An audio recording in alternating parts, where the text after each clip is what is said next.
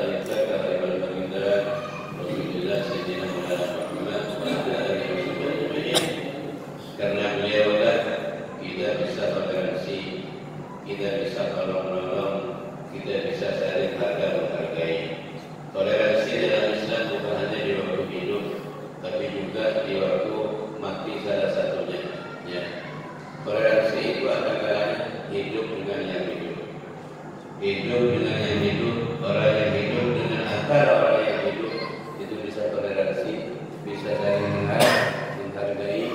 Begitu juga toleransi itu ada kalanya timbal balik dari yang hidup kepada yang mati. Inilah indahnya Islam, indahnya ajaran Nabi kita Muhammad SAW. Termasuk sekarang ini kita toleransi terhadap orang yang mati. Kita peduli, kita menghargai kepada saudara-saudara kita yang mati, yang meninggal. Dengan apa? Dengan kita mengirimkan sesuatu. Dengan kita caranya mengirimkan sesuatu. Sesuatu itu berupa apa saja. Apa itu berupa fisik, berupa benda, berupa harta, berupa makanan-makanan, minuman-minuman, atau memang berupa bentuk secara maknawi, secara tidak kelihatan, cuma manfaatnya besar dari yang hidup untuk yang mati, yaitu kita mengirimkan doa-doa, mengirimkan bacaan-bacaan, mengirimkan fatihah makanannya, mengirimkan bacaan Al-Quran seluruhnya, mengirimkan saudara-saudara kepada yang mati. Itu adalah bentuk toleransi kita dari yang hidup kepada yang mati. Itulah bentuk kepedulian kita dari yang hidup kepada yang mati. Itulah indahnya ajaran Islam ahli sunnah wal jamaah. Jadi mulai dari waktu hidup sampai mati pun kita masih menjadi ukhuwah, menjadi saudara. Kita masih menggalakkan yang namanya ukhuwah, yang namanya solidaritas. Tetap kita itu galakkan, tetap itu kita laksanakan, tetap kita itu amalkan, gitu ya. Jadi kalau mungkin di antara kita ada yang memecah belah, pihak-pihak dan yang memecah belah, itu kita sudah tidak usah dihiraukan. Kita ini ukhuwah, kita ini bersaudara sesama Muslim, mulai dari hidup sampai matinya pun kita bersaudara. Orang yang mati pun di alam barzakh itu saling membantu, saling memberi, saling tolong-menolong. Ya. Umpamanya Bapak Karno ini meninggal, pahalanya sudah buahnya, dikirim dari orang-orang yang hidup buahnya. Ini bisa diberikan kepada tetangganya yang lain, mengalah dan ambil begitu. Itu nanti di akhir begitu. Makanya kalau orang meninggal itu dikubur bersama orang-orang soleh, bersama orang-orang yang baik, itu dapat fadilah, dapat keistimewaan, dapat barokahnya. Makanya Nabiullah Musa alaihissalam ketika beliau mau wafat berwasiat dan memohon kepada Allah SWT, beliau minta kepada Allah agar supaya dikubur di sana, di tempat-tempat orang soleh, di Masjidil Aqsa, di dekat Masjidil Aqsa. Bahkan beliau minta, ya Allah, saya nanti kalau mati, kalau meninggal, mohon saya dikubur di dekat Masjidil Aqsa, walau di Rabbul Alamin, walaupun jauh atau dekatnya itu sepelemparan, satu lemparan batu. Ini penting, Pak.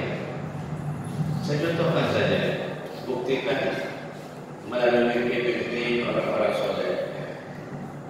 Kita sudah diikat. Ada seorang ulama besar namanya Syekh Bisrul Al-Hafi. Ya, Syekh Bisrul Al-Hafi ini suatu ketika bepergian, nyampe ke tempat karena jalan kaki, beliau capek, payah, letih, lesu, istirahat dalam keadaan waktu malam. Istirahat di tempat, tidak merasa bahwa tempat itu adalah kuburan orang Islam. Sampai dia payah, letih, lelah, tertidur dari situ. Bermimpi perasaannya orang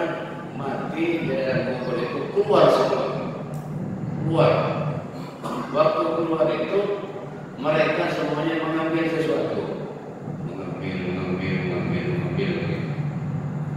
Hanya ada satu yang tidak mengambil.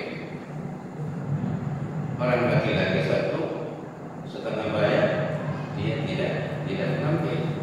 Lalu ditanya oleh Syekh, bulan itu yang diambil orang itu keluar dari kuburan itu apa? Ini mimpi, bukan mimpi. Itu apa yang diambil orang mati keluar dari kuburan itu adalah pahala-pahala yang dikirim orang yang hidup, itu semuanya mengambil. Sampai orang ambil, saya tidak butuh, saya tidak ambil, karena saya tidak butuh. Loh kenapa tidak butuh? Kita sama-sama mati juga sekalian. Iya Pak, saya tidak butuh, karena saya punya anak. Anak saya itu masih muda, rajin baca Quran. Setiap hari, setiap malam, dia itu mengirim Al-Quran ke saya. Dia baca Al-Quran, pahalanya masuk kepada Allah, dia diajar untuk saya. Jadi saya tidak butuh, biar bagi saya bagi orang lain yang mungkin apa-apa. Saya cukup pada anak saya. Katanya. Gitu kan? Karena ada butuh diberikan di mana lain Pak. Di akhirat itu, di bersama itu. Anak saya itu ada di sana Pak, katanya. Di tempat ini, dicek ke sana. Kata yang mimpi itu. Terus dia itu bangun, biasanya dicek, ternyata betul. Anaknya itu masih muda, dia sejak dari baca Al-Quran, pahalanya dikirimkan, diajarkan kepada si bapak itu. Itu ya. Lama-kelamaan satu minggu kemudian, Syekh di situ bermimpi lagi. Mimpi orang kuburan keluar semua, ngambil barang, ngambil ini, ngambil itu. Termasuk tadi yang ngambil itu, ngambil juga. Kemudian ditanya oleh Syekh itu, ini apa yang diambil? Oh ini pahala orang Islam yang ngirim pahala kepada orang yang mati, sekarang ngambil semuanya. Termasuk saya juga ngambil. Kok sekarang ngambil Sofian? Dulu boleh ngambil? Oh iya, kalau dulu itu kan masih ada anak saya. Sekarang anak saya sudah mati, makanya saya butuh dari yang ini. Saya butuh sekarang, maka saya ngambil. Terus bangun lagi, dan tidurnya bangun. Besoknya dicek, ternyata betul si anak itu sudah mati. Inilah ya bukti. Ini mimpi. Sampai boleh percaya, boleh tidak. Tidak percaya, tidak apa-apa. Boleh percaya, boleh tidak. Bukan hadis, tapi mimpi untuk menguatkan hadis-hadis Nabi Sallallahu Alaihi Wasallam bahwa pahala yang hidup kalau memang ikhlas dihadiahkan untuk yang mati itu nyampe dan dapat dimanfaatkan oleh keluarga kita dan teman-teman kita yang sudah meninggal. Gitu ya. Jadi nanti saya belum berlibat yang kita. Makanya memang kalau kita meninggal dikubur di tempat para soleh itu ada keistimewaannya. Satu meter umpamanya sampai dikubur di dekat Sunan Ampel umpamanya, di kuburan Ampel sampai tempat keistimewaan di situ. Tapi tidak semua orang bisa masuk di situ Pak. Kenapa? Di situ Masya Allah setiap hari, setiap waktu, setiap menit orang berbondong-bondong membaca surat Yasin, membaca Fatihah, membaca Al-Quran, membaca Doa, membaca selawat, dihadiahkan pahalanya kepada Sunan Ampel dan keluarganya. Sunan Ampel tidak butuh, sudah banyak mungkin diberikan kepada tetangga-tetangga yang ada di sana. Gitu ya. Makanya kalau kita dikubur dengan orang yang tidak baik itu pasti ada dampaknya juga. Walaupun tidak dapat siksaan, pasti ada dampaknya Pak. Saya dapat berita dari Vietnam kemarin, bulan-bulan yang lalu di Timur Tengah itu ada anak umur 10 tahun perempuan, cantik anaknya, umur 10 tahun meninggal, lalu dikubur di tempat yang kurang pantas dan kurang layak. Akhirnya dapat 1 tahun, dia sudah datang kepada orang tuanya. Sudah datang kepada orang tuanya, pada akhirnya dia minta dipindahkan kuburannya. Kenapa? Saya selalu mendengar kabar bising, tidak enak dengar ketika tetangga saya ahli kubur itu disiksa oleh malaikat, maka saya dengar bunyi siksanya itu. Oleh karena itu dia minta pada anak-anaknya supaya digali dan dipindah. Ternyata digali kuburan itu 1 tahun itu. Setelah digali, si anak itu masih utuh, wajahnya utuh, sedikit pun tidak ada yang surut, tidak ada yang kurang, seakan-akan baru mati si anak. Subhanallah, termasuk kainnya utuh semua, kafannya, kapasnya, matanya semuanya utuh, tidak ada yang kurang. Hanya dipindahin. Ya, mudah-mudahan kita nanti begitu. Kita nanti badan kita, kepala kita, mata kita, mulut kita, lidah kita tidak dimakan oleh ulat-ulat penghuni tanah. Amin Allahumma. Ini banyak orang mati yang tidak hancur buahnya sekali. Buahnya termasuk orang-orang soleh, ya. Imam Jazuli yang pengarang Dalail itu, beliau sudah meninggal 60 tahun lebih. Kemudian ada sebab dan masalah, digali kuburannya dipindah. Kalau ada sebab, maka beliau kuburannya dan kain kafannya utuh, tidak ada yang kurang, tidak termakan apa-apa. 63 tahun sudah meninggal. Kemudian ada lagi cerita di Syuhada Uhud itu.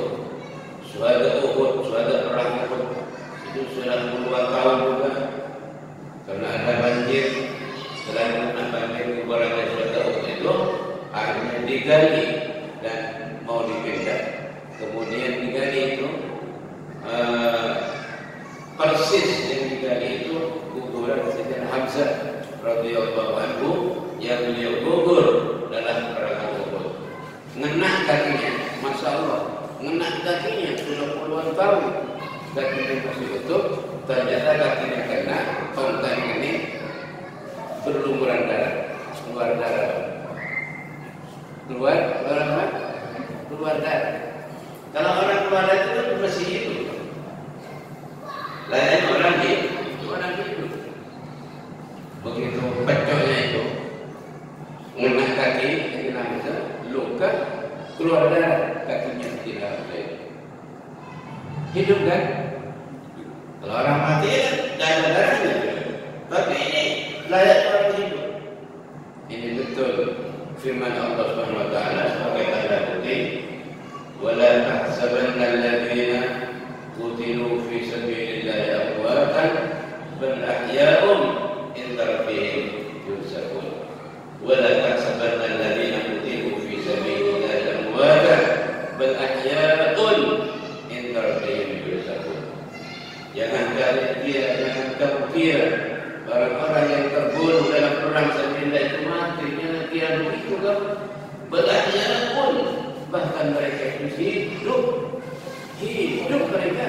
'Inda rabbihim yurzaqun. Ini si Allah yang rezeki oleh Allah Subhanahu wa taala. Karena orang itu kan hidup tidak mati. Ya. Itu buktinya sudah. Ya. Mudah-mudahan kita semuanya yang senang ilmu, senang ngaji, insya Allah kita dapat pahalanya mati syahid. Karena yang namanya mati syahid itu ada 3. Sudah cerita ya Pak? Sudah cerita? Belum ya? Belum ya? Belum. Orang mati syahid itu ada 3. Ada syahidun fid dunya wal akhirah. Ada syahidun fid dunya faqat, ada syahidun fil akhirah faqat. Jadi 3 kategori. Pertama syahidun fid dunya wal akhirah. Syahid di dunia dan akhirat. Siapa itu? Wa huwa alladhi yuqatilu fi sabilillah li'ihla'i kalimatillah. Yaitu orang yang terbunuh dalam perang fi sabilillah, perang dengan orang kafir. Tujuannya bukan untuk dunia, bukan untuk cari kebanggaan, bukan untuk cari kebanggawanan, tapi tujuannya berperang ini untuk menegakkan agama Allah Subhanahu wa taala. Pada ketika ditanya, kenapa kamu berperang? Saya berperang ingin menegakkan agama Allah, supaya agama Allah ini tampaknya ini dan tinggi menang terhadap agama-agama selain agama Allah SWT, selain Islam. Dan terbunuhlah dia itu disebutkan apa? Disebutkan syahidun fid dunya wa syahidun fil akhirah. Di dunia syahid, di akhirat syahid. Artinya di dunia diperlakukan layaknya orang mati syahid, tidak disolatin, tidak dimandiin, tidak dikafani, hanya kafannya itu ditambah saja. Ya, jadi kalau orang mati syahid di dunia dan akhirat ini tidak disolatin. Yang kedua, tidak dimandiin. Yang ketiga, baju yang dia untuk perang tidak dilepas dan tidak disucikan, darahnya dibiarkan. Kalau kafannya kurang, baju itu kurang, maka ditambah kafan yang lain. Supaya apa demikian? Karena orang mati syahid itu sudah diampuni, Pak. Dosa-dosanya sudah diampuni oleh Allah SWT secara hakikat, maka dia tidak butuh pertolongan dari orang yang hidup pada waktu itu untuk disolatin. Karena yang namanya sholat ala mayyit itu adalah bentuk minta pengampunan Allah SWT rahmatnya untuk dia. Jika dia sudah diampuni, tidak usah disolatin. Begitu juga yang kedua, darahnya jangan dibuang, jangan dilepas, jangan dibersihin. Kalau masuk baju-bajunya, celananya, bajunya, sarungnya yang buat perang, yang sudah berlumuran darah, jangan dikenakan, tetap dibungkuskan ke badannya. Kalau kurang ditambah, untuk apa? Jadi saksi nanti di hadapan Allah Subhanahu wa taala bahwa sebulan ini mati dan meninggal dalam rangka membela agama Allah, ini buktinya darahnya berlumuran. Itu ya. Ini kalau yang namanya syahid di dunia dan syahid fil akhirah. Jadi kewajibannya syahid di akhirah itu hanya dikubur, kemudian dikubur dan dikafani, dan disalati dan dimandikan. Gitu ya. Kemudian yang kedua itu adalah syahidun fit dunya faqat. Syahid di dunia saja. La di akhirat, tidak di akhirat. Ini saya kasih terang seperti ini. Siapa itu? Wa huwa alladhi yuqatilu fi sabilillahi ma'al kuffar walakin la li'ihla'i kalimatillah bal yuqala annahu syuja' bal yuqala annahu qawiyyun dan seterusnya. Orang yang hanya syahid dunia saja, di akhirat tidak dapat pahala syahid, itu orang yang berperang dengan orang kafir. Zahirnya itu membela agama Allah, tapi niatnya tidak ini. Niatnya itu hanya supaya disebut dia itu berani, supaya disebut dia itu kuat, supaya disebut dia itu lincah, dia itu punya bakat berperang, bagus dan seterusnya. Tidak ada niatan untuk menegakkan agama Allah Subhanahu wa taala, maka dia itu hanya syahid di dunia saja. Di dunia ini setelah mati diperlakukan seperti tadi itu, tapi di akhirat tidak dapat apa-apa dari syahadat, tidak dapat pahala syahadat, tidak dapat pahala mati syahid. Terus yang ketiga, syahidun fil akhirati faqat la fid dunya. Syahid di akhirat saja, di dunia tidak. Siapa itu? Wa huwa alladhi yamutu fi waqti talabil ilmi. Satu, yaitu orang yang meninggal waktu dia masih menuntut ilmu. Seperti sekarang ini sampai pulang nanti meninggal, yang akan datang ke sini mau mati lagi, syahid sampai di akhirat. Di akhirat dapat pahalanya apa bisa? Di dunia tidak, biasa normal. Ya, dimandikan, disolatin, dikafanin, normal seperti biasa. Di akhirat nanti dapat pahala syahid. Itu contohnya satu orang menutup itu. Yang kedua, memata idzal wiladah, yaitu orang perempuan yang mati waktu melahirkan.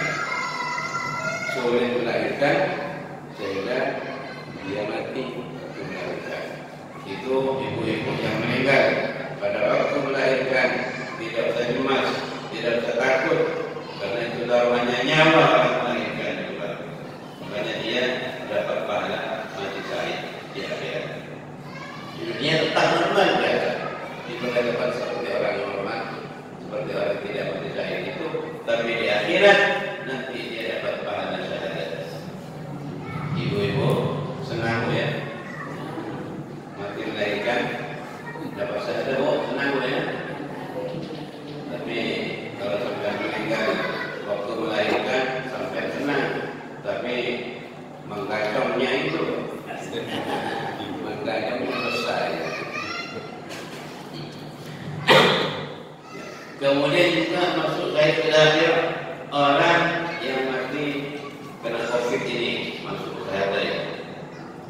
Orang yang mati kena penyakit pohon, orang yang mati kena kena tabrakan, orang yang mati jatuh dari pesawat, orang yang mati kena kerobohan bangunan dan sejenisnya, orang yang mati kebakaran, ya, itu orang yang mati kena kolera, orang yang mati montabet, itu semuanya orang-orang yang mati kena musibah-musibah itu semuanya itu syahadat fil akhir, syahid di akhirat.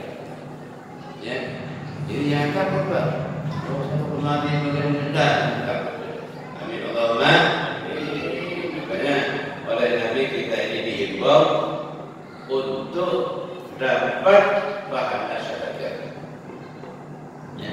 Man sa'ala syahadat kata Nabi, man sa'ala syahadat u'tiyalah walau mata ala firasyihi. Hadis sahih.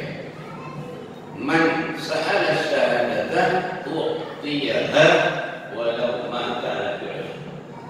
Barang siapa minta kepada Allah supaya dapat pahalanya mati syahid, maka Allah dia pasti dikasih walaupun mati di tempat tidurnya. Ya.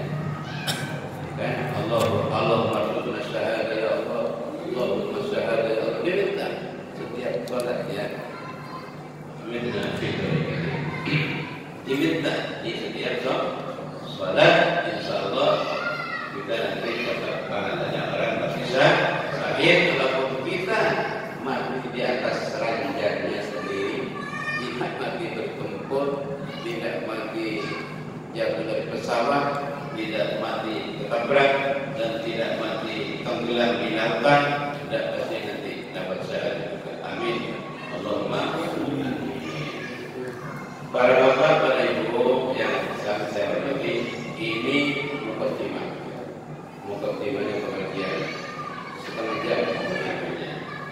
Karena yang saya angkat pada kali ini adalah tentang Islam.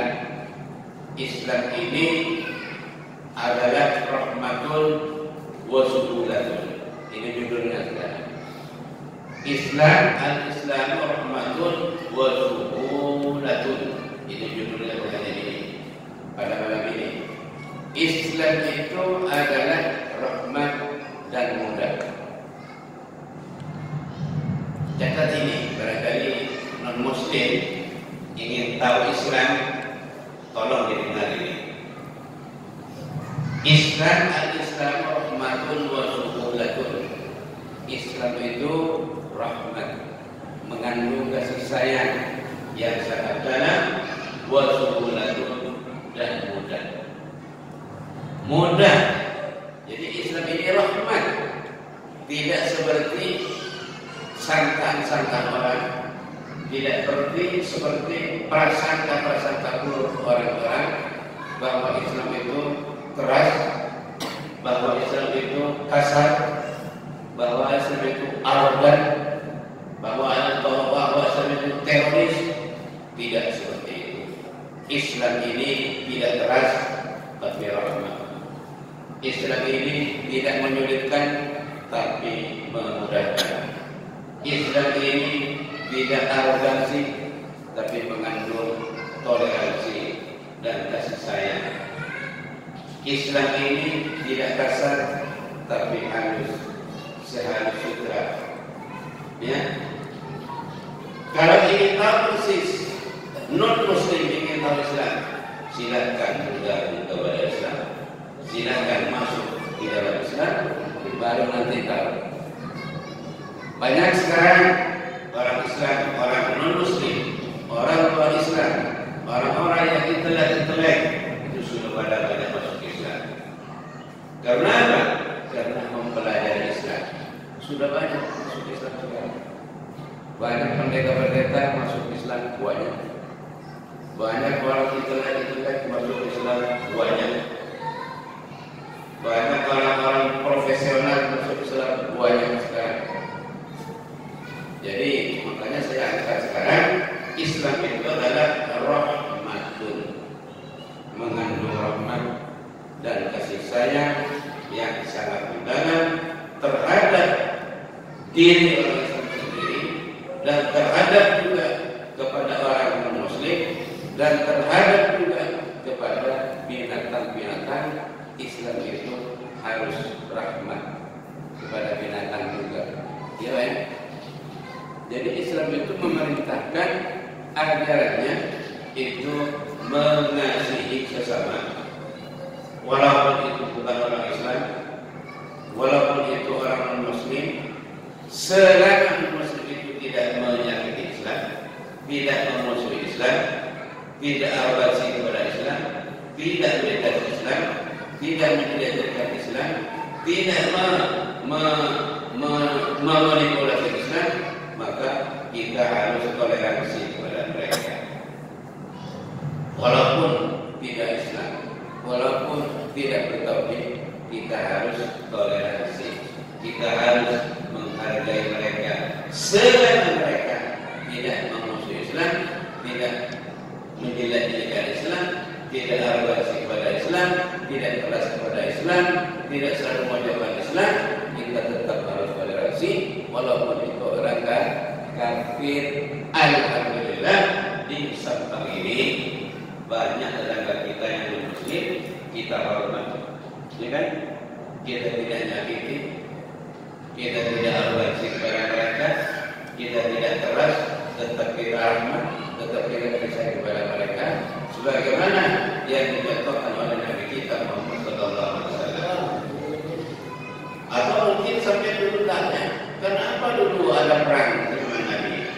Itu non-Muslim yang diperangi Nabi itu adalah non-Muslim yang arogan, non-Muslim yang memusuhi Islam, non-Muslim yang benci sama Islam, non-Muslim yang menyakiti Islam, non-Muslim yang keras kepada Islam. Itulah yang diperangi oleh Nabi SAW. Non-Muslim yang melanggar janji, non-Muslim yang melanggar ikatan janji Nabi.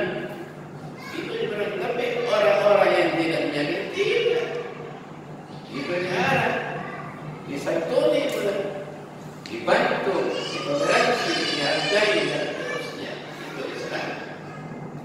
Makanya Nabi itu sering itu komunikasi dengan orang-orang non-Muslim. Pada tahun-tahun terakhir beliau itu akan meninggal, itu masih bermuamalah dengan orang Yahudi, bermuamalah dengan orang Yahudi. Jadi beliau menggadaikan bajunya, baju perangnya digadaikan kepada orang Yahudi. Untuk apa? Untuk menutupi kekurangan dapur. Sehingga beliau meninggal, beliau sempat menebus yang digadaikan itu. Tapi tentunya di situ gadai bukan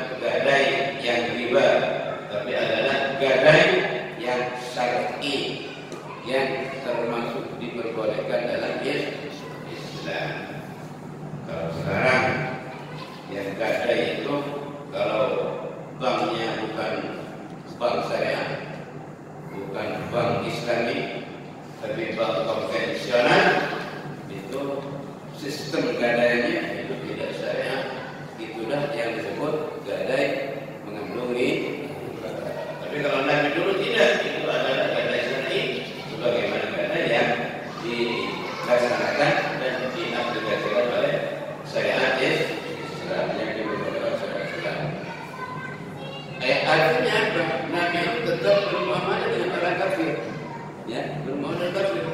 Sampai-sampai itu mengadakan perang kepada orang kafir demi untuk memenuhi kekurangan isi dapur Nabi Muhammad Sallallahu Alaihi Wasallam. Jadi Islam rahmat, jadi tidak bermusuhan. Kecuali orang itu bermusuhan duluan, maka kita harus respon dan harus kita tanggapi dengan tanggapan yang serius, gitu ya. Kemudian yang kedua, Islam itu adalah suhulatun, ya. Jadi judulnya kedua tadi, Al-Islam rahmatun wa suhulatun. Islam itu rahmah dan mudah, tidak sulit, ya. Jadi barangkali orang itu ada yang menganggap Islam itu sulit. Jangan masuk Islam kamu, Islam itu sulit. Salat saja 5 kali sehari semalam, puasanya 1 bulan, masih bayar zakat lagi, masih bayar ini dan itu. Islam itu sulit. Saya jawab, tidak sulit. Islam itu sangat-sangat mudah. Setiap kesulitan ada solusinya. Likulli masyakila makharij. Setiap kesulitan, setiap problematik yang timbul dalam Islam itu pasti ada solusinya, ada jalan keluarnya, ada makhrajnya, gitu ya. Makanya Islam itu mudah, tidak sulit. Oleh karena itu, para ulama kita, ulama fikih itu menentukan sebuah kaidah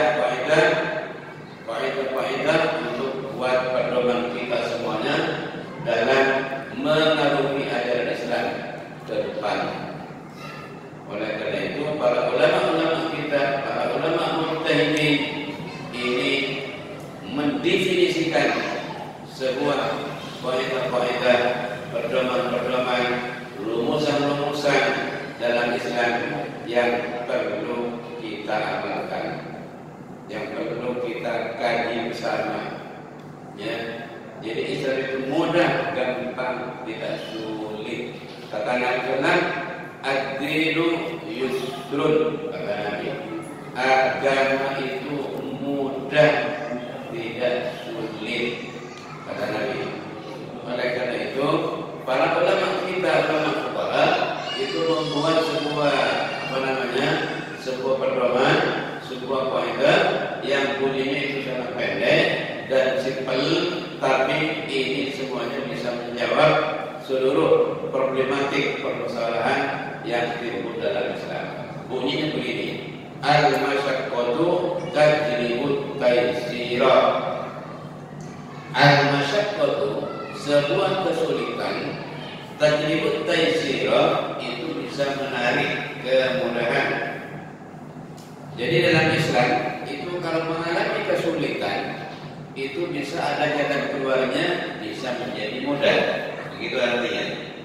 Dalam Islam ajarannya, apabila seseorang itu mengalami kesulitan, maka di situ pasti ada kemudahan-kemudahannya, pasti ada solusi-solusinya, gitu ya. Ya, solusinya. Ini diambil dari ayat Allah Subhanahu wa Ta'ala dalam surat Al-Baqarah tentang masalah puasa. Di situ di buntut akhir ayatnya, yuridullahu bikumul yusra wa la yuridu bikumul usra. Yuridullahu, Allah menghendaki kepada kalian semuanya, untuk kalian semuanya, al-yusra, mudah, wa la yuridu bikumul usra, dan Allah tidak menghendaki untuk kalian ini sulit. Jadi Allah tidak menghendaki kita pemeluk Islam ini sulit, tapi untuk dipermudah. Seluruh praktek ibadahnya dipermudah, tidak sulit. Yang merasa sulit itu adalah nafsu kita. Salat berapa rakaat subuh? 2 rakaat. Subuh 2 rakaat. Salat subuh itu setelah tidur sepanjang malam, setelah isya tidur, kemudian nanti salat subuh setelah masuk. Tidur sekian jam, sudah ngarap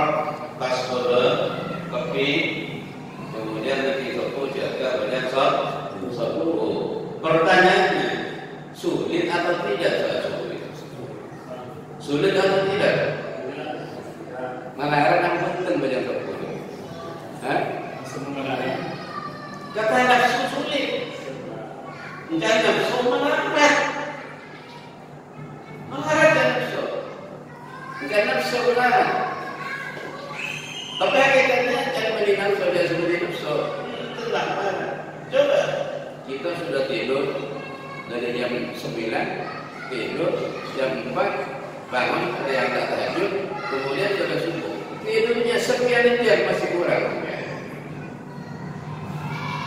Masih kurang. Suruh bangun sebentar salat subuh 2 rakaat saja. Kita tidak mau. Kita keberatan. Terus di mana penghargaan kita terhadap Allah yang sudah Allah berikan nikmat sebanyak-banyaknya, sepuas-puasnya, yang nikmatnya tidak terhitung, kemudian hanya kita diminta 10 menit saja dengan hurufnya, sehingga kita suruh salat subuh, kita tidak mau. Yang sulit itu bukan ibadahnya, yang menyulitkan itu bukan Allah, tapi kita sendiri yang merasa dipersulit, iya kan? Sebetulnya tidak. Oleh karena itu, kita dalam Islam ini harus betul-betul bisa menyikapi segala sesuatu yang diberikan Allah, apa itu berupa nikmat, apa itu berupa pemberian, apa itu berupa perintah, apa itu berupa larangan, harus kita bersikap adil, bersikap lapang dada, bersikap profesional dan proporsional kepada apa yang dibebani oleh Allah kita ini. Ya. Makanya dalam Islam ada sebuah definisi itu, kaidah al-masyaqqatu tajlibul taysir. Kesulitan itu bisa menyebabkan membawa kemudahan kemudahannya. Oleh karena itu kata Nabi Sallam, bu'istu bil hanifiyati sabrati.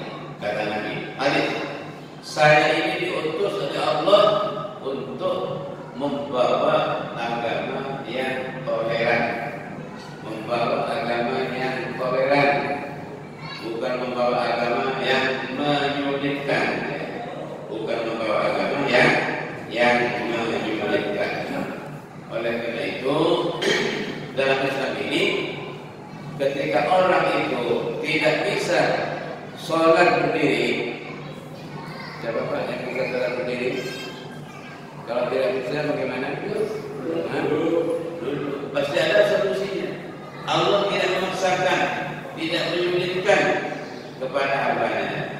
Makanya di sini disebutkan apa namanya? Menurut Syekh Izzuddin Ibnu Abdul Salam, takfifatus syar'i sittatun. Jadi dalam Islam itu ada istilahnya namanya takfifatus syar'i, keringanan dalam syariat, dispensasi dalam syariat. Jadi kalau orang itu sudah merasa berat, tidak bisa melaksanakan, sulit untuk melaksanakannya, maka oleh syariat itu diperingan, oleh syariat dipermudah. Pertama yang keenam itu adalah takfiful isqat. Takfiful isqat, meringankan secara tidak mewajibkan.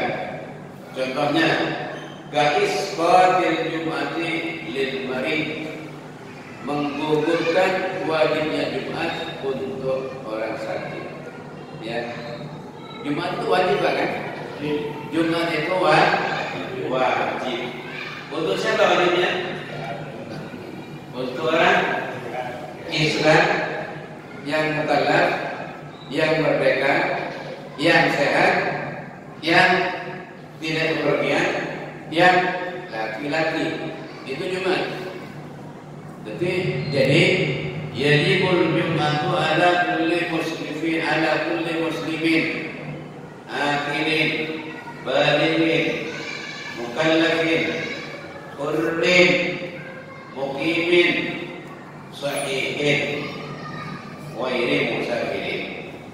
Jadi Jumat itu wajib kepada orang Islam yang laki-laki, yang merdeka bukan budak, yang sehat, yang mukim, yang mustaqim, berumah tidak bepergian.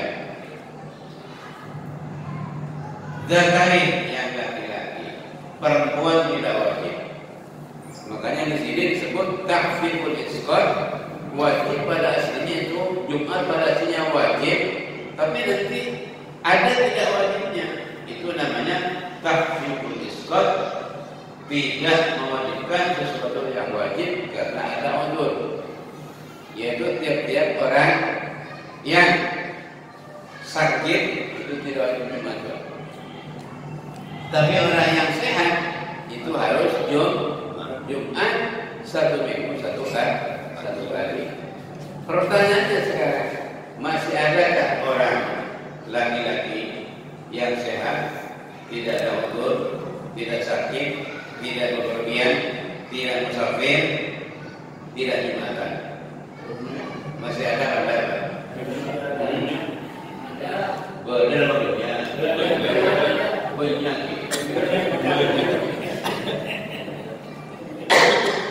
Kalau laki-laki Pak wajib Jumat, tidak bisa ditawar-tawar gitu. Waktu saya minggu yang lalu ngisi di radio Suara Sempang jam 9 pada hari Kamis, itu ada pertanyaan interaktif dari 2 orang.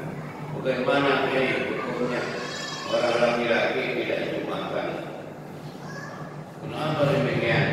Waktu Jumatan itu banyak, masih orang itu banyak di pasar, transaksi jual beli, ada juga di tokonya tidak ditutup, masih jual beli di tokonya. Kemudian juga ada yang ngobrol-ngobrol di persidangan, di perempatan dan seterusnya. Bagaimana hukumnya itu? Saya jawab, Jumat itu wajib bagi laki-laki yang sehat, yang merdeka, yang tidak ada uzur, yang tidak berniat itu wajib. Jadi bagi orang yang transaksi di pasar-pasar itu, yang di toko-toko itu, hukumnya dosa besar. Jangan sampai tidak Jumatan. Satu kali kok 1 minggu, kok kan Jumatan gimana? Satu kali kok 1 minggu. Sementara di mata Allah yang sampai gunakan dalam 1 minggu itu berapa? Airnya berapa liter?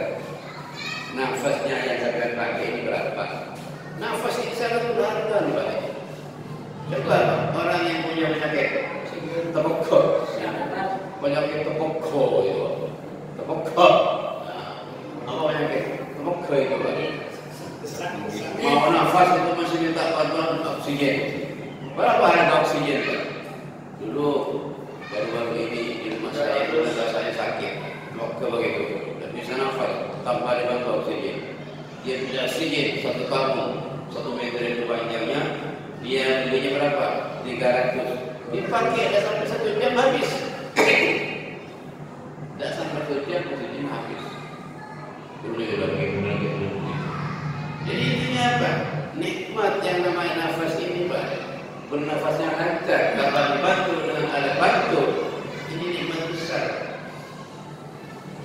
Berapa kalau 1 minggunya itu oksigennya? Yang gratis ini Pak dari Allah. Gratis ini tidak usah bayar. Hanya diminta 1 kali Jumatan 1 minggu, tidak 1. Ya Allah, coba berpikir, melek hati Pak, melek. Biar merasa gitu ya, merasa bahwa kita ini kalau kita bandingkan dengan nikmat Allah yang dikabulkan Masya Allah, dan artinya apa ibadah kita ini seperti itu saja. Bahkan kalau orang itu kan tidak Jumatan sampai 3 kali berturut-turut, maka hatinya disegel kata Allah Subhanahu wa taala. Man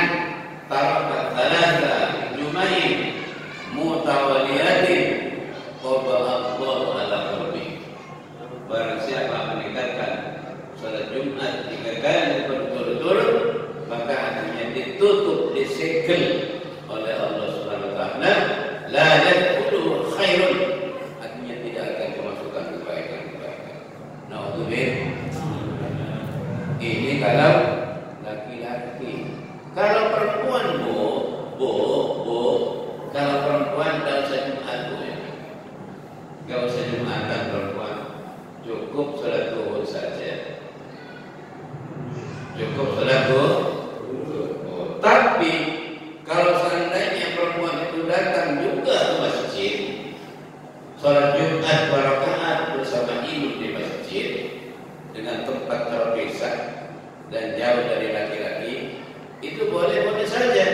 Yang penting betul-betul aman, tidak menimbulkan fitnah, tidak menimbulkan percampuran bau antara laki-laki dan perempuan, kemudian tidak ada maksiat-maksiatnya yang ditimbulkan di situ. Ya. Boleh-boleh saja ke masjid dan tidak usah sholat zuhur. Tidak usah sholat zuhur. Kalau perempuan datang ke masjid, sholat Jumat, walaupun tidak wajib sholat Jumatnya, tapi dia tidak datang ke masjid bersama juga imam bermakmum, maka tidak usah sholat zuhur. Tapi bagi laki-laki yang tidak Jumatan, maka ini harus diganti dengan sholat zuhur. Jangan sampai double, Jumatannya yang enggak, zuhurnya juga enggak. Bagaimana itu? Terus Jumatannya gimana? Bisa diganti Jumatnya lagi, bisa Pak. Jadi kalau ada orang pun lagi Jumatan, zuhurnya enggak Jumatan. Kemudian nanti jam 2, jam 3 mau diganti dengan sholat Jumat, tidak bisa. Usulnya fardhu Jumat rakaatain qadaan tidak bisa. Tidak boleh diganti dengan Jumat. Kenapa?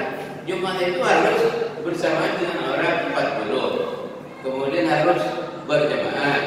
Kemudian harus mendirikan khutbah. Itu. Dan juga harus bersama-sama. Jadi jangan andai-andai nanti. Cuma saya tak bisa jadi dengan sholat Jumat 2 rakaat tak bisa. Jadi kalau sudah orang tidak Jumatan dan nutupi sengaja atau tidak, maka itu harus diganti dengan sholat zuhur. Ya. Tapi jangan terdosa begitu dengan sholat zuhur. Tidak boleh.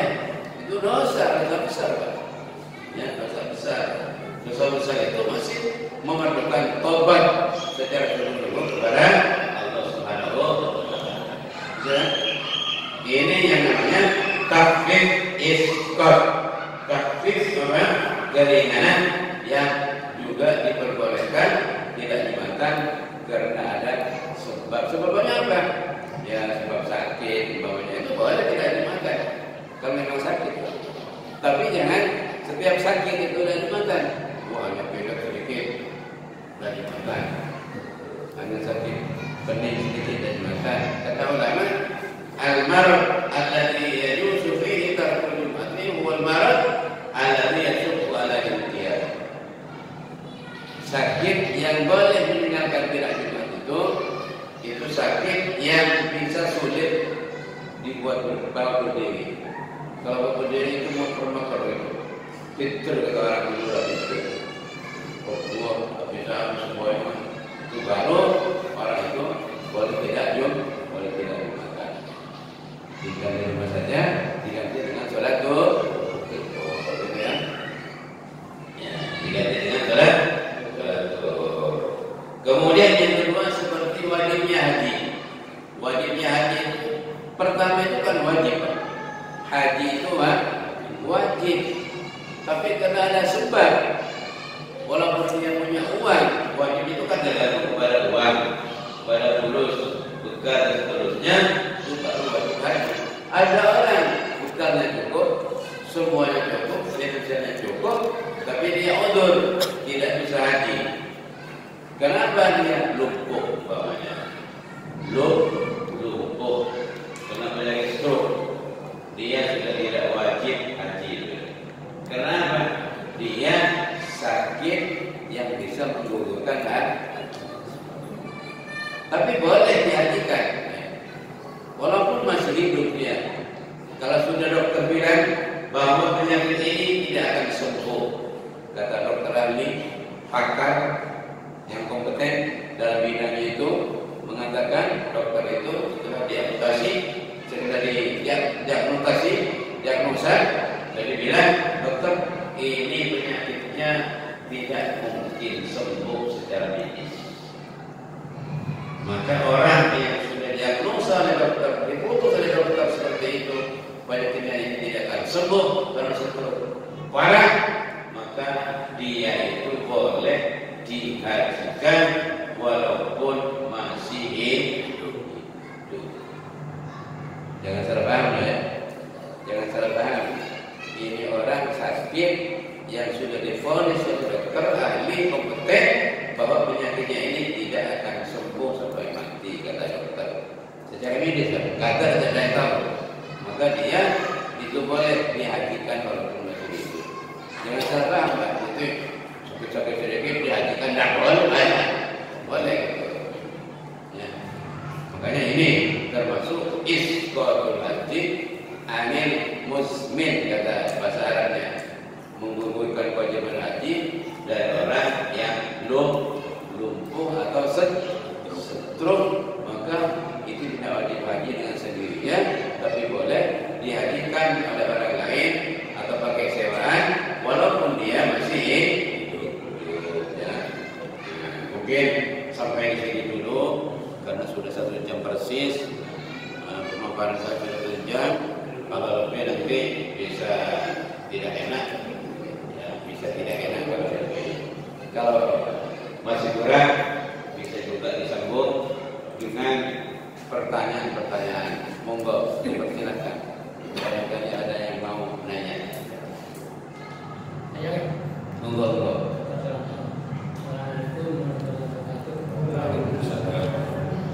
bila paling dasarnya saya kaya atau saya hitungan saya milik saya melahirkan. Mungkin anggota usaha yang ingin melahirkan kandung belahan karena mau beroperasi. Salah satu orang minta operasi. Tapi kalau sebenarnya kadang-kadang orang menginginkan orang yang melahirkan operasi, cara operasi darah terlalu banyak sehingga menyebabkan meninggal dunia. Termasuk saya juga. Baik, pertanyaan sangat bagus dari Bapak Irfan. Sekarang musimnya sudah musim medis, musim teknologi canggih. Orang melahirkan sulit sedikit, bisa dibedah langsung transmissible keluar. Pertanyaannya, kemudian setelah bayi keluar, darah terlalu banyak keluar sehingga fisiknya tidak kuat, tidak mampu, akhirnya juga meninggal. Pertanyaannya, kata Pak Irfan ini, apakah itu masih juga termasuk perempuan yang mati itu dapat juga pahala syahadat? Jawabannya iya, dapat juga. Karena salah satu sebabnya itu adalah kelahiran, melahirkan gitu ya. Walaupun dengan cara proses bedah, begitu juga bisa menyebabkan meninggal, itu juga masuk kategori perempuan itu yang dapat pahala yang mati syahid. Nah, untuk itu ibu-ibu yang mau melahirkan tidak usah takut. Apa itu melahirkan secara manual, tidak bisa pakai medis, langsung secara alami seperti dulu, atau juga pakai dokter, pakai medis, operasi bedah dan seterusnya, tidak usah takut. Tidak usah takut, pahalanya besar.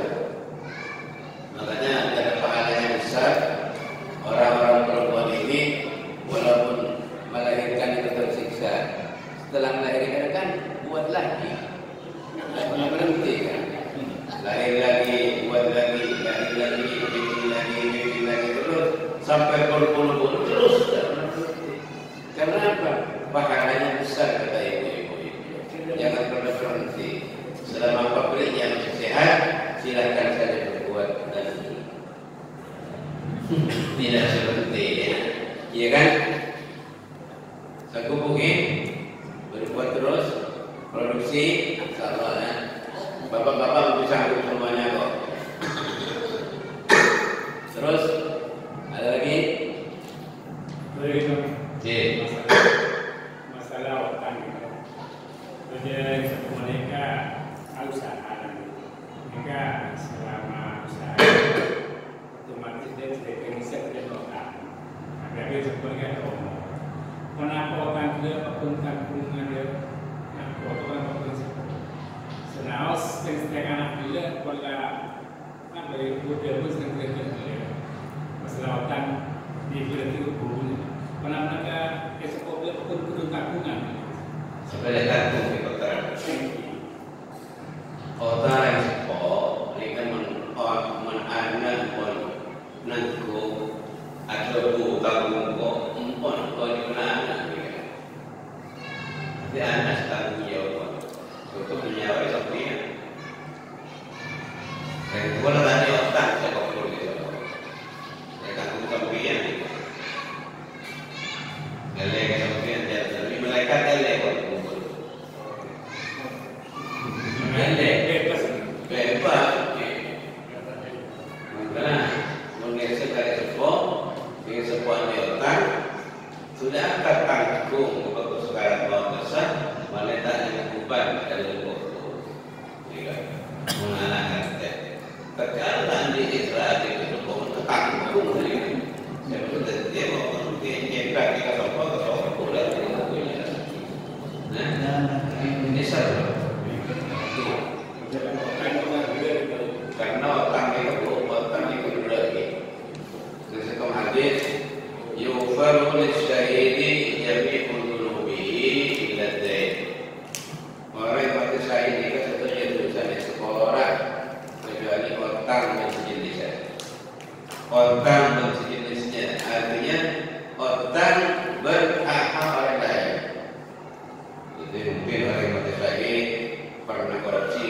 Korupsi yang tidak diampuni kecuali yang dikorupsi itu dikembalikan kepada hak yang punya hak. Pada orang yang syahid perang sabilillah, dia punya hutang belum disauri, tidak diampuni sehingga hutangnya itu dibebaskan, tapi dipotong. Ada orang mati syahid, dia itu kerjaannya nolong, merampok, membegal, mencuri dan seterusnya. Dosa-dosa itu diampuni, tapi untuk hak kaitannya dengan anak Adam itu betul, sehingga anak Adamnya itu membebaskan mengampuni baru. Ya.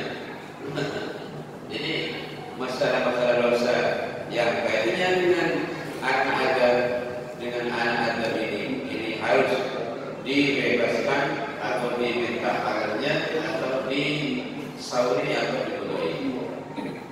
Apa yang kewajibannya? Hati-hati.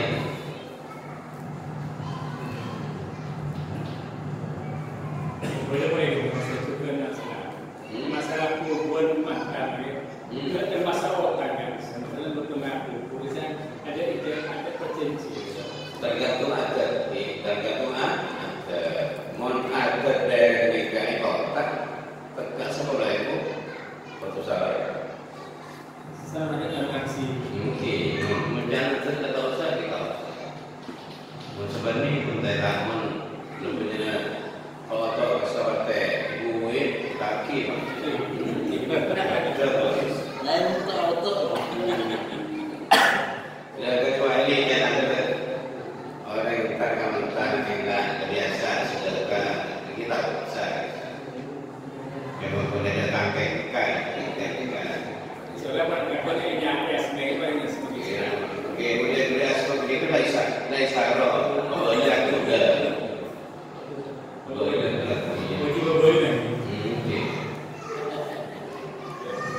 Banyak seperti itu. Belajar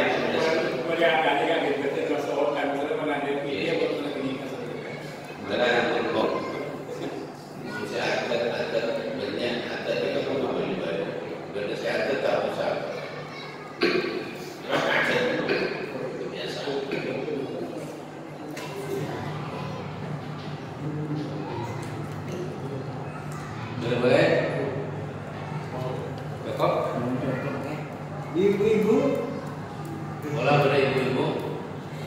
ya toh. Bismillahirrahmanirrahim.